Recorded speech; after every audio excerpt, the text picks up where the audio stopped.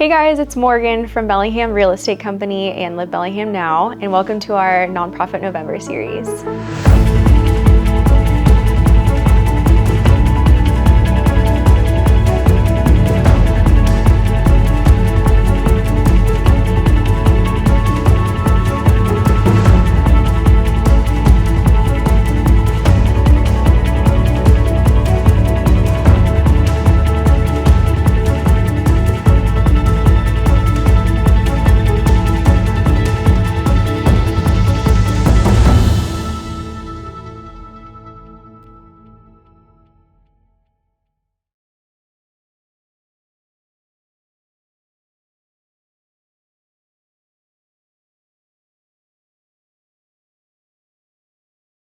Today we're taking a look at Mad Hope, aka making a difference, helping other people everywhere. They provide young individuals with the courage and knowledge to address youth depression and suicide in our community. The training that they provide aims to reduce stigma and empower individuals to support those dealing with suicidal ideation in our community. Here to talk more about their impact is their program manager, Amy Dunham.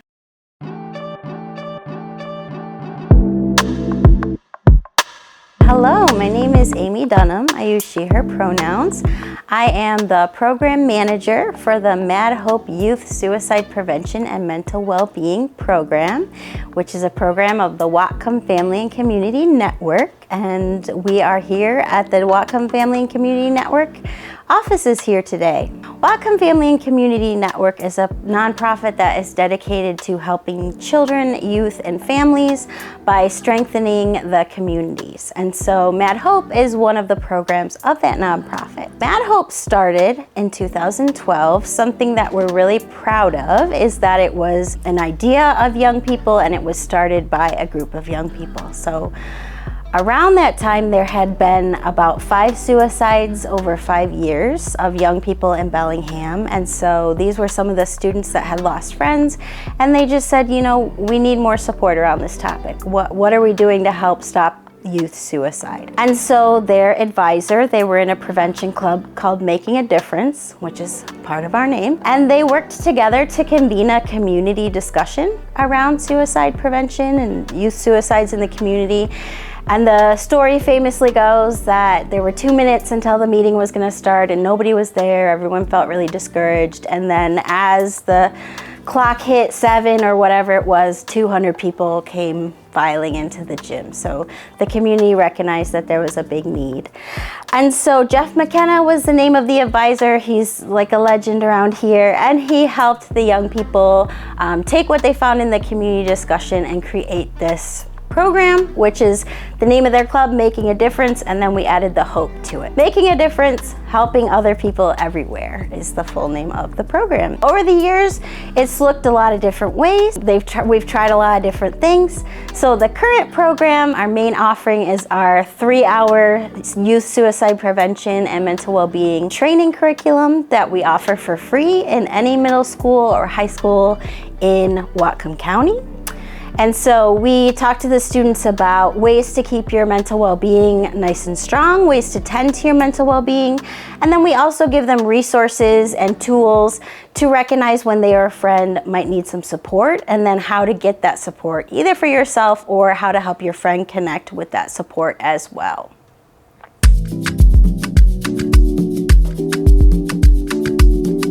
Hello, my name is Savannah Schell. Many people in the community refer to me as Sav.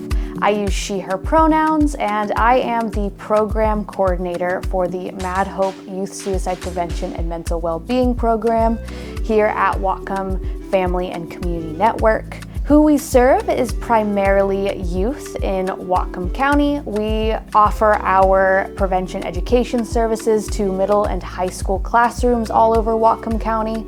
We are available to any school. We offer a comprehensive 3-hour youth suicide prevention and mental well-being training, and this training is available to any school in Whatcom County that would like to have us in. And it's also offered for free. So we do offer our prevention education services to anyone who would like to have us. We primarily work with youth, but we also have some opportunities for adults to engage in the prevention education material. We do offer a community training on a quarterly basis. This community training is an example of what we do in the classroom. So we do our full 3-hour curriculum, and then we also do an hour of theory on how we designed the curriculum and how it is applicable to middle and high school students all over Whatcom County.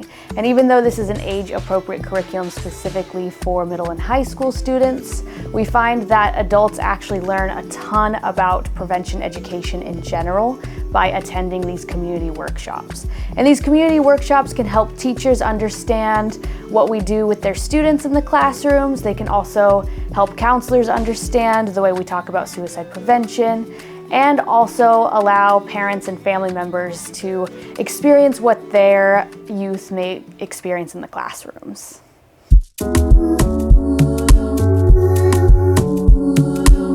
So the mission of Mad Hope is really to give young people the tools and resources that they need around these topics. They are the experts. They're already talking about these things. They are already dealing with these topics, and so our goal is just to honor them as the experts and also give them some tools, some resources, help them recognize what's already in their lives in terms of trusted adults and positive coping skills and things of that nature, and then also where they could get help if they needed to, or if a friend is struggling. And we also really want to help them know that they don't have to do that alone.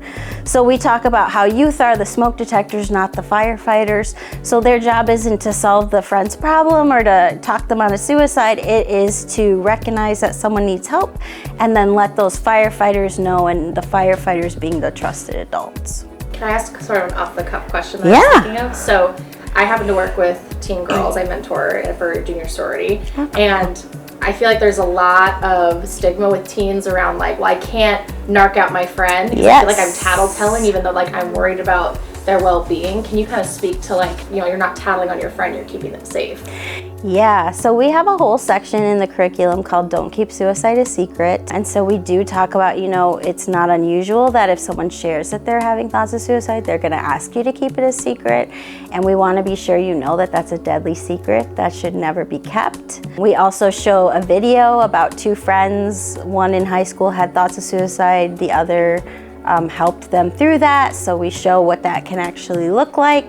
You know, we tell them don't agree to keep it a secret in the first place. If they ask you to keep it a secret, we don't want you to go, okay, and then go behind their back. We want you to say, you know what, this is too important. This is too dangerous. I can't keep this a secret. So will you come with me to talk to somebody about it? So it's not about going behind their back. It's about being upfront and saying, I can't keep this. This is a really dangerous secret. Who can we go talk to together?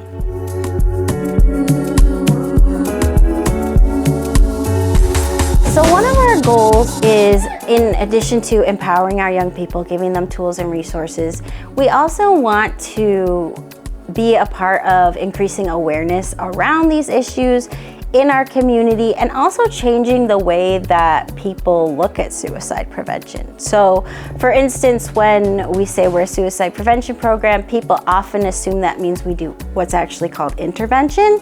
So they are like, oh, you're counseling them, you're helping the ones that are already struggling. And nope, we're prevention. So we are really trying to get upstream of when the students are even in a crisis. We know that there's just not enough resources currently for all of the people that are needing intervention. And so the idea of upstream prevention is just really reframing how we think about suicide prevention. It's not just teaching people, here's the warning signs, here's how to get them connected to help, and there you go. It's going way further back. So we want to help the young people learn positive coping skills. We want to help them learn to sit with their feelings and tolerate those ones that are uncomfortable. We want to help them see the resources that they already have through trusted adults, through hobbies, resilience that they might have that they don't even realize. And then we want to talk about mental health, normalize it. So we talk quite a bit about how just like everyone has physical health, everyone has mental health. And just like we have to go to the doctor sometimes for our physical health, there's no shame in needing support with mental health as well. And then we do go into talking about those warning signs, how to get help, and all of that. So We are hopeful that we can help the community rethink what suicide prevention even means. Sometimes I think adults struggle with the idea of the program, and should we be talking about that with young people? And what I always say is I've never had to convince the students that this is needed. Like, they are so hungry for this, they want to be able to talk about it. It's happening all around them. Helping the adults understand that this is a reality for them and that this is something that we want to do to support and empower them, because it is something they're dealing with, and how can we help them. So just trying to change the conversation in our community about suicide, about mental health, mental well-being, and of course equipping our young people with the tools and resources and skills that they need to face this problem that they are already facing.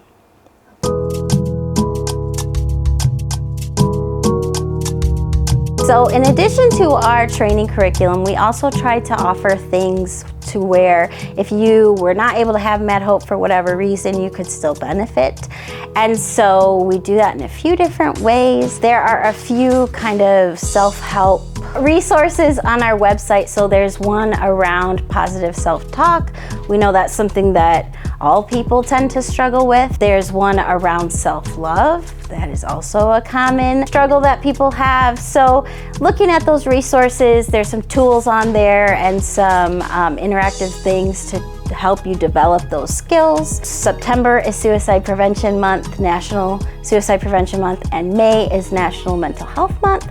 So during those months, we try to provide messaging to the community about ways to get involved, different trainings that are available, things of that nature. Our kindness board is one of those activities that's on our website. So it's a great idea for a classroom teacher, but anyone in the community. It's really just a way to set up a place where people can leave each other affirming words. Something that we use in the training that the students fill out as we go, and something that could be helpful to anyone, is our mental well-being plan. So it looks like this. This is based off of a suicide safety plan, but actually it's helpful for anyone who's struggling, because when we're in a crisis, when we're feeling really stressed out, it can be really hard to remember what are those things that help me feel better. So the idea is you would fill this out when you're in a calm space, not struggling, and then when you start to get stressed out, you can pull this out. So it encourages you to think of things like, what are some positive coping skills you can use by yourself? If that doesn't work, who could you reach out to? And then additionally, it helps you think through, why is maintaining mental well-being important to me in the first place? What are some reasons that I want to stay alive and I want to stay well? And then also some ways that you might change your environment when you're stressed out. So whether that means going somewhere where you're not going to be alone, whether that means making sure there's nothing dangerous around you, whether that means lighting a candle. So it's a really helpful resource, and the hope is that students, when they start to struggle, but again, it could be helpful for adults or for anyone, they can just pull this out and have a whole bunch of ideas for how to deal with what they're going through. Something we're really excited about for 2025, in May for Mental Health Month, we are going to roll out our youth social media safeguarding campaign over our Instagram. And so that's going to be all about, we've heard a lot about how social media can be difficult for young people, but the stance that we take is that it can also be really wonderful for young people. So the safeguarding is all around, how do you make sure that you're using social media in a way that's benefiting you and not harming you? So giving tools for young people to look at their use, think about whether it's benefiting or maybe not benefiting them, and also helping adults learn about different resources available to support their young people around social media decisions as well. So we try to do different campaigns like that. Chalk It Up is another example.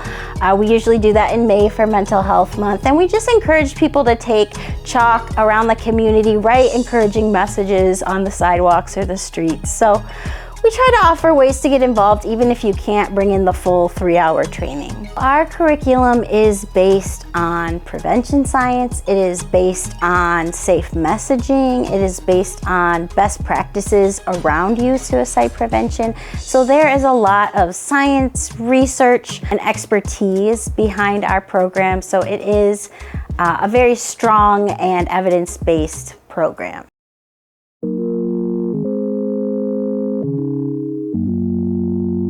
We talk about trusted adults extensively with the youth in the classroom. And the way that we define a trusted adult to youth is that it is an adult that youth, first of all, do trust, and that they feel comfortable talking to about the major life events, the stressful things that they go through, and also just the little everyday things that may pop up. Another way that we like to think about it is, if you were in a bind, who would you call? Who would you feel comfortable? And who do you think would actually pick up that phone? Our goal is to help youth brainstorm who those people could be. You know, is it the school counselor? Are they teachers? Are they other adult family members? They could even be parents. They could be other community members, faith leaders. Really, the one thing that matters is that youth feel comfortable talking to these adults and that they can trust them and rely on them as a network of support.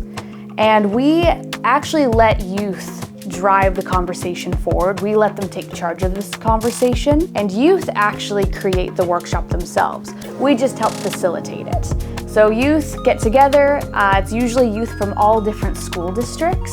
They spend 4 work sessions doing this workshop, and then at the end they'll have a presentation where they present their findings to adults, and they teach adults in Whatcom County how to become better trusted adults, what actually helps out youth when they are struggling.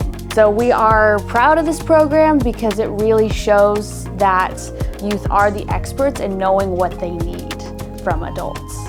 From what we have heard in the classrooms, we know that some qualities that youth are looking for are adults that are non-judgmental, adults that remain confidential up until a certain point. Of course, if things get unsafe, then we want to protect the youth as well. But confidentiality is certainly a piece of that equation. And then, of course, adults that really believe the youth. And I hear that word a lot, believe. You know, they believe the stress that they're going through and that it's real and that they do need support for that stress, even if it seems smaller to adults. Their stress is just as valid.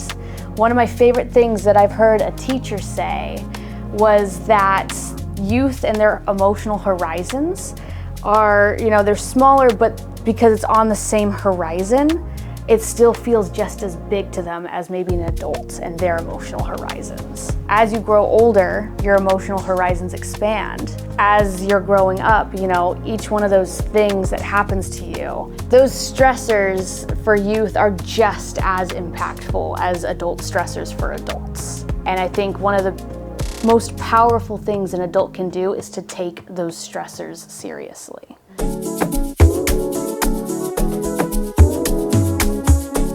So we absolutely have volunteers. We have volunteers of all ages. Oftentimes we'll have volunteers from area colleges. They will fulfill their internships with us or their community service hours required to complete a degree, usually in human services or psychology or even sociology. And then we also have volunteers, community members who are really passionate about suicide prevention services and would like to engage in the community. So we offer volunteer positions of all different varieties. We have the trainer position. This is where volunteers go through a comprehensive 16-hour train the trainer, and this helps them learn about suicide prevention and how to apply those skills in the classroom and teach youth about suicide prevention and mental well-being. And then we also have other volunteer positions that are not direct service related. They are more related to data entry and analysis and some light administration work. And so we have those positions available as well. And we do accept volunteers of any age. And we are always looking for more volunteers as well. This is where the community trainings can also be applicable. People from the community can go to these trainings and see if they would like to volunteer with Mad Hope or become a trainer. Volunteering is a great way to help us. We can always use financial donations like most nonprofits in this world. That would be helpful. And then also making sure that if you have a child or know young people in middle and high school, make sure that their school is aware of the program and help us get into more schools.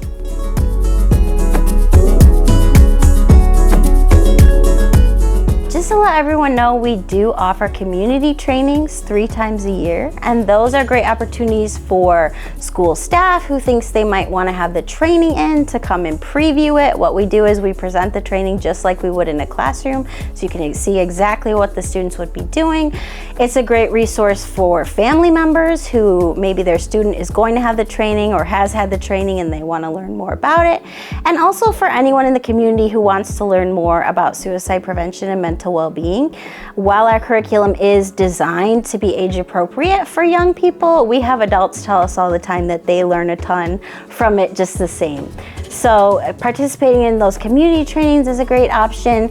And then something that we have new this year for schools that are having us in is we can come in the week before on a weeknight and do a family information night. So if you want to have school staff, parents, students, whomever that might have questions about the program the students will be having the following week, we can come in and do a little presentation and leave lots of space for question and answer. So that's another resource we offer.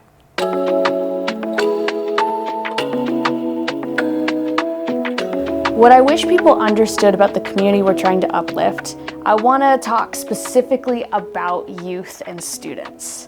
A lot of people seem to underestimate the intelligence that youth have around mental health and that they're already having these conversations with each other already. Our main goal is to give students the tools, skills, and resources to have the conversations that they're already trying to have on their own. So we're trying to help them understand that there are systems of support that already exist that they can lean on so that they don't have to go through it alone. We're really passionate about giving youth their own voice to tackle these struggles that they're going through together. And this really is a grassroots program. It started in Bellingham by local Bellingham youth, and it serves Bellingham youth. And so while a lot of our trainers are adults at this point, it's really important to the community and for us to know that this actually started by youth. And so youth are at the core of this program, and it is for youth.